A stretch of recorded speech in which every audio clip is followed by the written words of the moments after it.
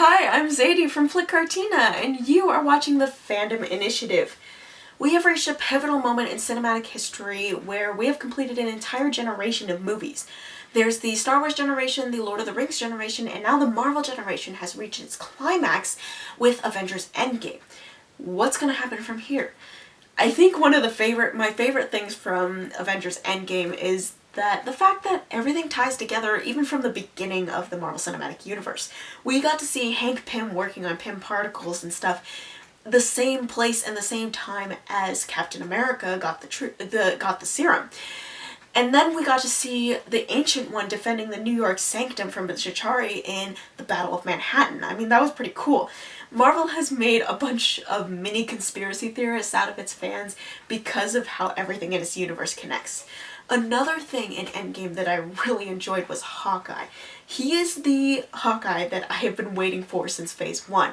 I love him as a character in the comics and especially also in the movies that he's portrayed in, and there's a lot of potential for him as Ronin and, as Hawkeye in general.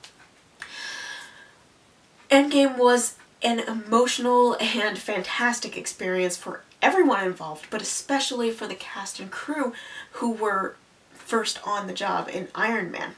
But where do we go from here?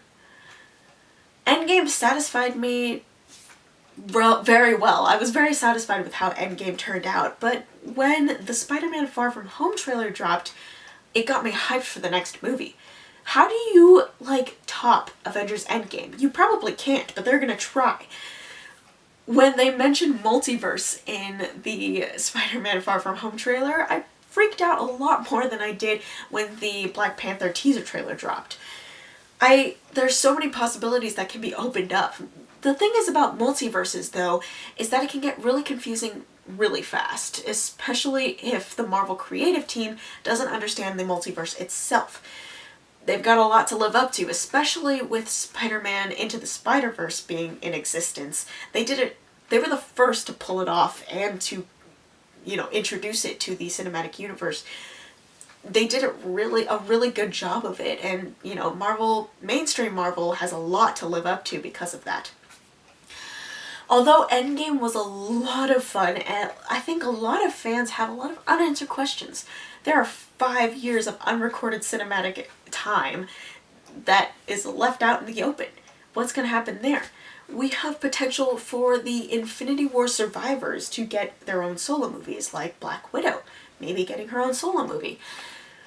It's a lot of time, and there's a lot of conspiracy theorists around who are, trying to figure out what's happened in those 5 years. Again, with the introduction of the multiverse, what's going to happen with that? We already are promised a solo Loki TV show, which I'm not sure what's going to happen with that. But multiverses bring up a lot of interesting points, and does that mean we'll get different actors for different things? I don't know. With Endgame released and all is done, there's going to be a lot of fans who will be waiting for the next movie to come out, me especially. Spider-Man Far From Home will have a lot to offer and bring to the table. It'll have to be pretty significant in the MCU for it to be a successful hit. We're just gonna have to wait and see what happens. Like I said, Marvel has a lot to live up to, especially since Stan Lee, the face of the Marvel community, is gone. Maybe we'll start getting Robert Downey Jr. cameos, but I don't know. Everyone in this video has been touched by Marvel in some way, but in a special way. And I really hope that it stays that way.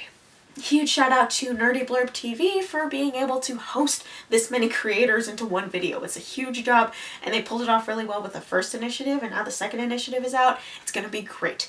Thank you guys so much for watching. Have a great random day. I will see you on the other side of the screen. Bye!